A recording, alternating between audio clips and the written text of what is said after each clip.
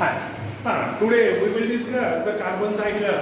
It is the carbon cycle which is on page number 85. Carbon cycle. Okay, the paha.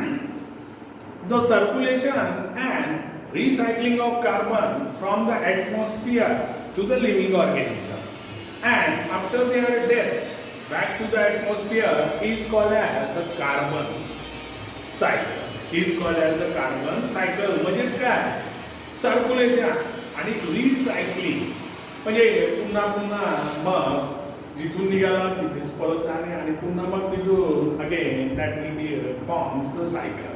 तर the circulation and recycling of carbon atoms from the atmosphere मधनं घेतलेलं okay carbon to living organisms मग तिथून आला living organism मध्ये and after the death of the living organism it is back to the atmosphere. Again, it is back to the atmosphere by the decomposition process, and which is occur due to the that is bacteria, fungi, and many more.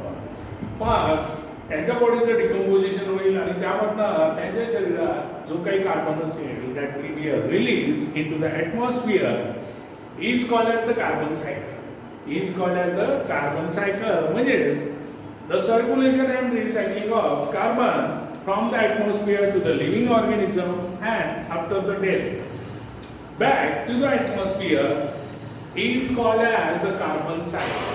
Is called as the carbon cycle. Abiotic carbon atoms are circulated. पहिले atmosphere मध्ये घेत आहे तर तो abiotic झाला. So abiotic carbon atoms are circulated and recycled into the biotic form. आणि मग जो abiotic वाला कार्बन आहे तो काय होते सर्क्युलेट होते आणि रिसायकल होते into the biotic form mainly through the photosynthesis. Mainly through the photosynthesis and the respiration. Hence the carbon cycle is one of the important biogeochemical cycle. आता बघा की कार्बन डायऑक्साइड मध्ये सुद्धा कार्बन आहेच. Okay मग photosynthesis मध्ये atmosphere मधला carbon डायऑक्साइडच वापरले जाते म्हणजेच तो अक्वाटिक फॉर्म मधला प्लांट्स मध्ये आला वापरला गेला म्हणजेच बायोटिक मध्ये आला.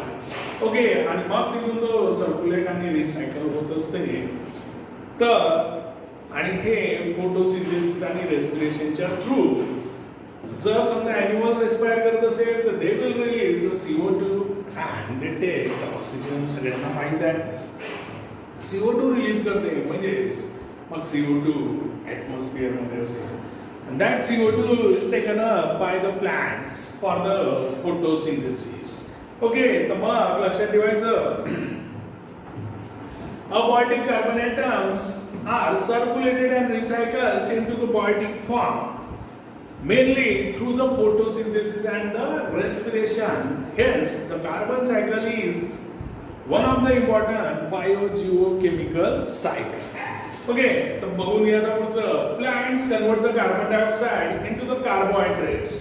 मग plants जे काही ॲटमॉस्फिअर मधला CO2 घेते आणि मग ते यात वॉटर असते आणि मग फोटोसिंथेसिसची रिॲक्शन नुसार मग तिथे कार्बोहायड्रेट्स म्हणजे ग्लुकोज तयार होते C6H12O6. C6H12O6 that is called as glucose. Glucose is synthesized there and that is the carbohydrates. That is the carbohydrates and this is by the process of photosynthesis. म्हणजेच त्यांचा जो water असेल जे काही soil मधलं घेतलेलं प्लांट्स ॲटमॉस्फिअर मधला CO2 नंतर क्लोरोफिल प्लांट्सच्या लीव्स मध्ये असेल आणि सनलाइट मग यांचा उपयोग करून काय होते तर कार्बोहायड्रेट्स निर्माण होईल त्याला आपण ग्लुकोज म्हणतो आणि तेच फूड असते ओके प्लांट्स आणि मग त्या प्रोसेस मध्ये तो ऑक्सिजन काय करते रिलीज करते. ती प्रोसेसला आपण फोटोसिंथेसिस म्हणतो. म्हणजेच plants convert the carbon dioxide into the carbohydrates by the process of the photosynthesis. Similarly, they produce carbon compounds like proteins and fats too. आणि मग जे प्रोटीन्स आणि फॅट जे असतात these are also the carbon compound that is organic compounds. ज्या compounds मध्ये carbon असते त्याला ऑर्गॅनिक कंपाऊंड्स म्हणतात. म्हणजेच मग plants they produce carbon compounds like is proteins and fats. Proteins आणि फॅट्स मधला मेन कॉन्स्टिट्यूएंट जो असेल तो कार्बन असेल. and that's why these are called as carbon compounds. आणि मग कार्बन कंपाऊंड म्हणजेच organic compounds. Okay, herbivores feed upon plants. herbivores माहिती आहे प्लांटवर फीड होतात. Okay, carnivorous feed upon herbivores. In this way biotic carbon is transported from plants to the herbivores. आता abiotic जो carbon compound होता किंवा carbon dioxide होता तो प्लांट्सने घेतला. ओके, मग तो बायोटिक मध्ये आला. मग हा biotic carbon that is transported from plants to the herbivores. म्हणजे हार्बिवरस फीड होईल त्याच्यावर, म्हणजे त्यांच्यामध्ये येईल. मग हार्बिवरसवर कार्निवरस फीड होईल. म्हणजेच मग बायोटिक कार्बनचं ट्रान्सपोर्टेशन इन दिस फॅशन होईल. So in this way biotic carbon is transported from plants to herbivores, from herbivores to carnivorous, and from carnivorous to apex carnivorous. आणि मग हा बायोटिक कार्बनचा असा फ्लो असते. म्हणजे प्लांट्स पासून herbivores, then carnivorous, then apex carnivorous in this fashion. आणि carbon cycle figure दाखवलेली आहे. द सनलाइट तिथे दाखवलेला आहे CO2 फ्रॉम फॅक्टरीज रिलीज होताना. नंतर absorption in water, sunlight absorb होते. आणि मग फॉसिल फ्युएल दाखवलेली आहे. फॉसिल फ्युएलच्या बर्निंगमधनं सुद्धा CO2 रिलीज होते. फॅक्टरीजमधनं सुद्धा CO2 रिलीज होते. ट्रान्सपोर्टेशनमधून सुद्धा CO2 रिलीज होते. ओके, आणि मग बायोटिक डिकम्पोजिशन दाखवलेलं आहे की जो आहे लिव्हिंग ऑर्गॅनिझम्स मग त्यांच्या डेथनंतर त्याचं सुद्धा डिकम्पोजिशन होते अशा प्रकारचं. आणि मग बायोटिक कार्बन दाखवलेलं आहे that is form in plants. Abiotic is converted in the biotic forms that is in plants by the process of the photosynthesis. Respiration in plants, respiration in animals, याच्यामध्ये मग आपण CO2 रिलीज होते, oxygen आतमध्ये घेतल्या जाते. Okay, so main processes in the carbon cycle. आणि ह्या carbon सायकलच्या processes are mainly main processes. So it is 6CO2 plus it is 12H2O. 12H2O. Okay, that is in presence of sunlight and chlorophyll.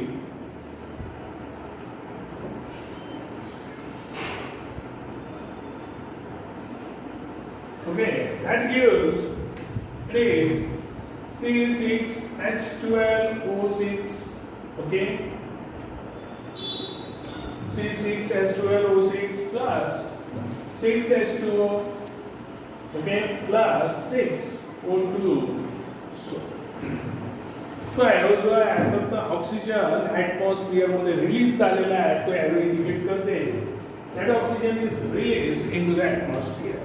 Okay, so 6 molecules of carbon dioxide, 12 molecules of water, that is in presence of sunlight, chlorophyll, that gives C6H12O6, that is called as glucose. It is a carbohydrates. Okay. And mug 6H2O, that is water, plus 6 oxygen, 6 molecules of water plus 6 molecules of oxygen. Oxygen is released into the atmosphere. Okay, this is the glucose, carbohydrates.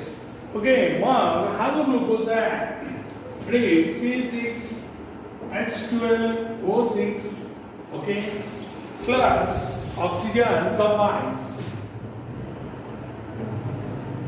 मग cells मध्ये mitochondria असतात. Okay, mitochondria are the power house of the cell. ते power house असते तिथे पूर्ण power राहते. Mitochondria is the store, power is store, that's why it is called as power house. Okay, मग हा जो ग्लुकोज आहे this combines with the oxygen in mitochondria. Okay, and that gives 6CO2, okay, plus 6H2O plus energy is given out. Okay, तर हे आपल्याला 10व्या वर्गात शिकायचं आहे की एनर्जी कशी फॉर्म होते, मग याचं ऑक्सिडेशन होते, याच्यासोबत ऑक्सिजन कंबाईन होईल आणि मग त्या प्रोसेसमध्ये त्यांना जे जे पाहिजे ते मिळून जाईल त्या इंडिव्हिज्युअल सेल्सला. मग तिच्या प्रोसेसनंतर तिथे कार्बन डायऑक्साईड आणि वॉटर तयार होईल, त्यासोबतच एनर्जी रिलीज होईल. तर as of now we have to deal with the carbon cycles. बस फक्त कार्बन सायकल्समधल्या मेन प्रोसेसेस लक्षात ठेवायच्या आहे. It is 6CO2 plus 12H2O in presence of sunlight and chlorophyll that gives C6H12O6 plus 6CO2 plus 6H2O, not CO2, plus 6O2. इथे CO2 घेतला होता, इथे 12H2O होते, सनलाईट आणि क्लोरोफिलच्या प्रेझेन्समध्ये तिथे तयार झाला C6H12O6, that is glucose, carbohydrates, plus 6 molecules of water, 6H2O plus 6 molecules of oxygen are released in the atmosphere. Then this glucose combines with the oxygen, that reaction takes place in the mitochondria, that gives 6CO2 plus 6H2O plus energy. आणि मग हीच energy different प्रोसेसेससाठी वापरल्या जाते. तर एवढं इथपर्यंत लक्षात ठेवा. Eventually after the death all types of consumers are decomposed by decomposers like bacteria and fungi. मग कोणताही कन्झ्युमर असो त्याची डेथ झाल्यावर त्याचं डिकम्पोजिशन होईल. कोणताही कन्झ्युमर असो, okay, whether it is primary, secondary or tertiary, whatever it is. तर consumers are decomposed. These are decomposed by decomposers like it is bacteria and fungi. मग यांचं डिकम्पोजिशन होईलच, त्यांचे तुकडे तुकडे होईल आपल्या भाषेत. देन आणि मग त्या प्रोसेसमध्ये काय होईल, जेव्हा त्यांचं डिकम्पोजिशन होईल तर carbon dioxide is release again into the atmosphere. आणि पुन्हा तो कार्बन डायऑक्साईड ॲटमॉस्फिअरमध्ये रिलीज होईल, जो यांनी प्लॅन्टपासून घेतला. मग प्लॅन्ट पासून हार्बिवरस, कार्निवरस, अपेक्स कार्निवरस किंवा त्यामधला कोणताही कन्झ्युमर मिळाला तरी त्यांच्याकडे कार्बन असेलच. That is in the form of carbon dioxide. And after the decomposition that carbon dioxide is again release into the atmosphere. Okay, and is used again by the living organisms. By the living organism. आणि मग पुन्हा तोच carbon dioxide प्लॅन्टच्या through पुन्हा living organisms release आणि plant पण living आहे. Okay, in this way carbon is continuously passed on from one living organisms to another. मग कार्बन कंटिन्युअसली पास ऑन होत असते from one living organisms to another one. After the death of living organism carbon goes to the atmosphere and is again taken up by the living organism. म्हणजेच हे recycle होऊन आलेलं आहे, cycling होऊन आलेली आहे आणि सर्क्युलेट सुद्धा होऊन आलेलं आहे. Okay, do you know carbon dioxide is release into the atmosphere through abiotic processes like burning of fossil fuels. कोणतंही इंधन जर झालं, फूड असो किंवा फॉसिल फ्युएल्स असो, petrol, diesel, kerosene, whatever may be, that releases carbon dioxides in the atmosphere. यांना burn केल्यावर carbon dioxide release होईलच. Okay, so carbon dioxide is release into the atmosphere through the abiotic processes. सगळे अबॉटिक processes are burning. So like the burning of the fossil fuels and the wood झालं.